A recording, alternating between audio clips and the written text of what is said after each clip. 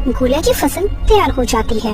मैं कल ही फसल को काटकर मंडी में बेच आऊंगा और मेरे दोनों नए बैलों को छुड़वा लूंगा।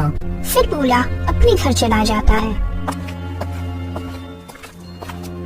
उधर ये बात सेठ हीरालाल को सारी बात उसका आदमी बता देता है।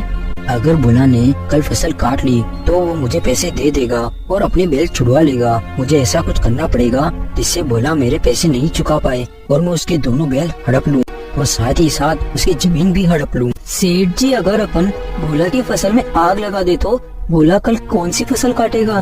ना रहेगी बांस, ना बजेगी बांसुरी। हाँ, तुम बिल्कुल सही कह रहे हो, लेकिन ये काम तो आज रात ही करना पड़ेगा। फिर रात होने पर सेठ हीरालाल और उसका आदमी दोनों भोला के खेत में चले जाते हैं और वहाँ जाकर भोला की फसल में आग लगा देते हैं और वापस वहाँ से चले जाते हैं। अगले दिन सुबह होने पर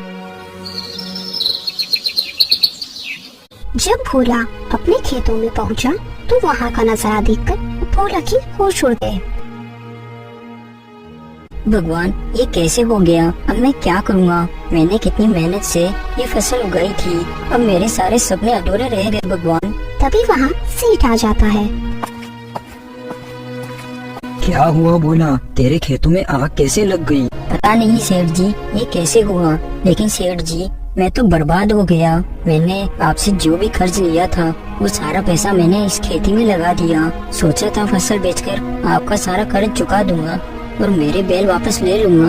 अब मेरे परिवार का क्या होगा? वो भी भूखा ही मर जाएगा। भोला, वो सब मुझे नहीं पता, मुझे तो मेरे कर्ज की रकम चाहिए। अगर तुम नहीं दे पाओ तो तुम अपने दोनों बैलों को भूल जाना। ऐसा भूलकर सेठ हीरालाल वहाँ से चला जाता है। क्या हुआ सेठ जी? देखो अपनी तरकीब काम कर गई। अपन ने भोला के दोनों बैल हड़प लिए। हाँ, हमारी तरकीब काम कर गई, लेकिन अब मुझे भोला की जमीन भी चाहिए क्योंकि भोला की जमीन बहुत ही उपजाऊ है।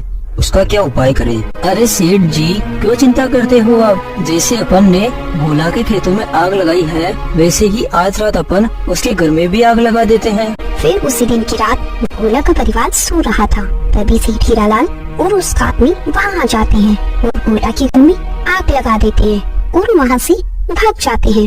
पूरे गांव में हाहाकार मच गया। सभी लोग खड़े खड़े भोला के घर को जलते हुए देख रहे थे।